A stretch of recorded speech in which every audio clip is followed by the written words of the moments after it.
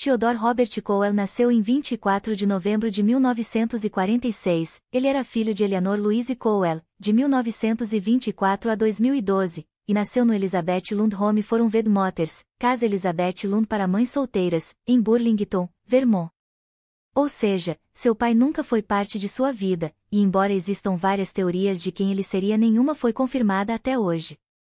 Nos primeiros 3 anos de sua vida, Bundy viveu na Filadélfia, na casa de seus avós maternos, Samuel, de 1898 a 1983, e Eleanor Cowell, de 1895 a 1971, que o criaram como seu filho para evitar o estigma social que acompanhava as mães solteiras da época.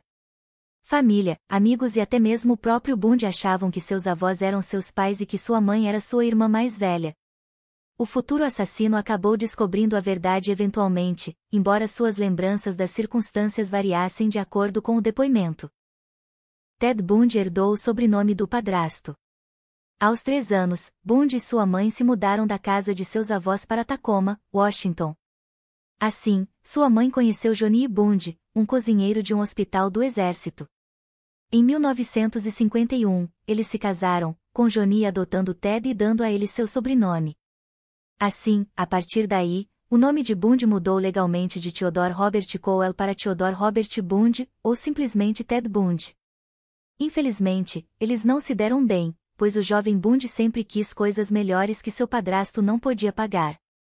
Assim, nas diversas entrevistas que concedeu após se tornar famoso, Bundy demonstrou ternura pelos avós, mas relatou mais de uma vez que não tinha amigos e que não sabia o que os outros buscavam em uma amizade.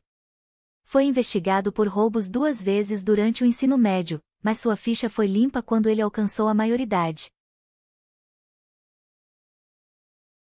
Ele tinha muitos problemas familiares. Comparado com o resto de sua família, Bundy tinha o melhor relacionamento com sua mãe.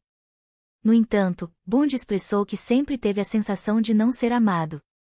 Ele não se encaixava em nenhum círculo de amigos quando era criança. De acordo com o amigo de infância Sandy Holt, Bundy sempre foi provocado quando menino por causa de seu problema de fala. Como resultado, Bundy nunca se adaptou bem quando criança. Embora fosse um atleta comum, ele nunca chegou a nenhuma das seletivas do time do colégio. Dito isso, Bundy passou a maior parte de sua infância e anos de formação como um solitário. Rumores dizem que seu avô pode ter molestado Ted Bundy quando criança. Os psiquiatras que participaram do caso de Ted Bundy disseram que tais ações e atos só podem ocorrer para aqueles que foram gravemente traumatizados quando eram crianças. Além disso, ele também pode ter sido vítima grave de abuso ou pode ter visto violência extrema por parte de familiares. Com isso, os especialistas sugeriram que seu avô Simon Cowell poderia tê-lo molestado quando criança. Além de seu temperamento raivoso, Cowell também tinha uma obsessão por pornografia. Fontes revelam que, quando criança, Bundy viu uma grande coleção de parafernália pornográfica de seu avô, que também inclui atos sexuais violentos. A maioria das vítimas de Ted Bundy tem as mesmas semelhanças físicas. Na faculdade, Bundy namorou Stephanie Brooks, cujo nome verdadeiro é Diane Edwards.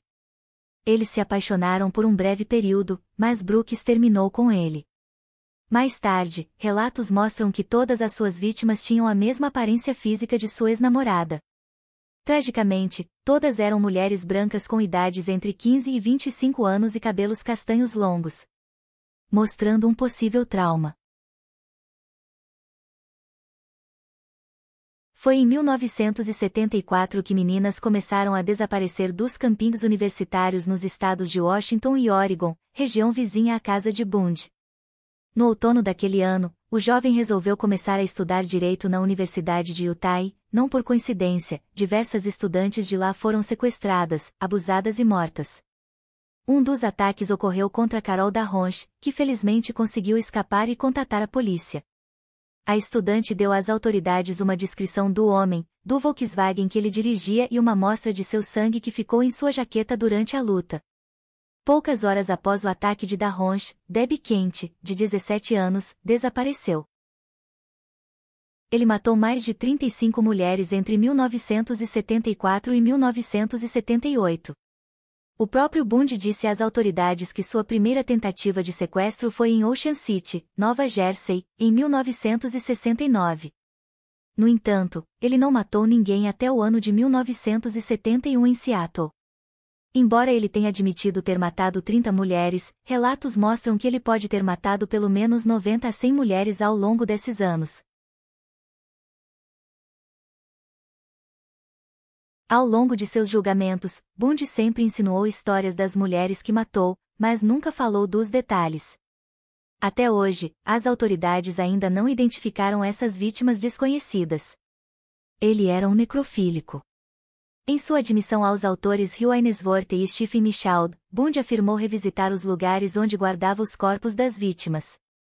Ao revisitá-las, Bundy iria cuidar dos corpos e, em seguida, realizar atos sexuais com as mulheres mortas. Ele só parava quando os cadáveres em decomposição já estavam devastados. As cabeças das vítimas de Ted Bundy serviam como lembranças para ele. Em um de seus julgamentos, Bundy admitiu ter fotografado os cadáveres de suas vítimas. Mais perturbadoramente, ele decapitou 12 cabeças de suas vítimas e as manteve como lembranças, como lembretes de seu trabalho duro.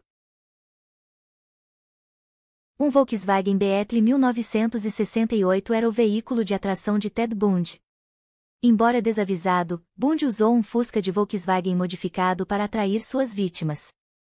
Perturbadoramente, o carro não tinha alça do lado do passageiro que permitisse que alguém saísse.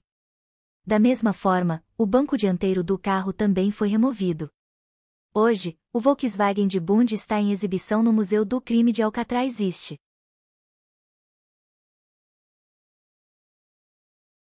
Um dos ataques ocorreu contra Carol Darronch, que felizmente conseguiu escapar e contatar a polícia. A estudante deu às autoridades uma descrição do homem, do Volkswagen que ele dirigia e uma amostra de seu sangue que ficou em sua jaqueta durante a luta. Poucas horas após o ataque de Darronch, Debbie Kent, de 17 anos, desapareceu. Nessa época, pedestres descobriram um cemitério de ossos em uma floresta de Washington e, após análises, foi constatado que os corpos pertenciam a mulheres desaparecidas em Washington e Utah. Investigadores de ambos os estados comunicaram-se e elaboraram um perfil e esboço composto de um homem chamado Ted.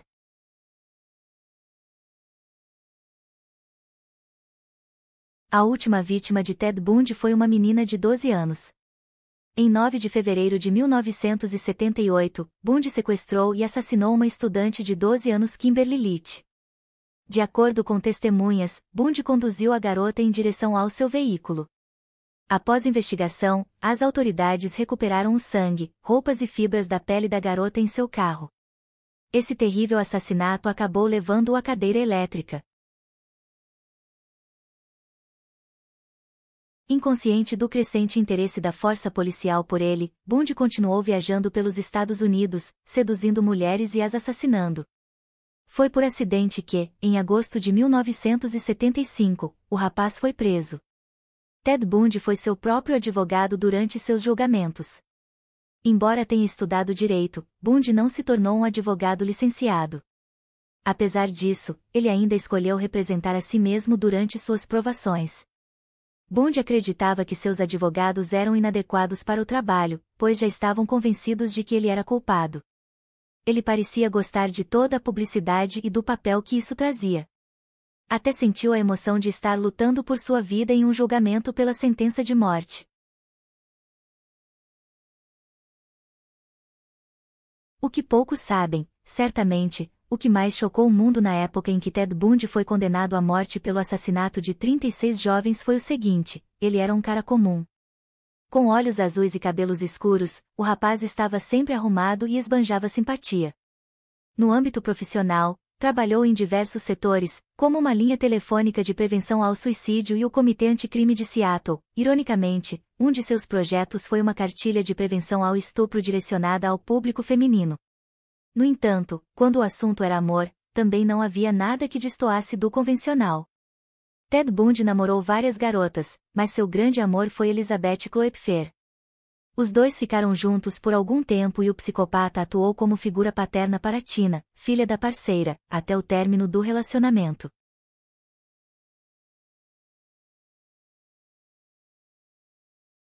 Ted foi conduzido à cadeira elétrica em 24 de janeiro de 1989 aos 42 anos.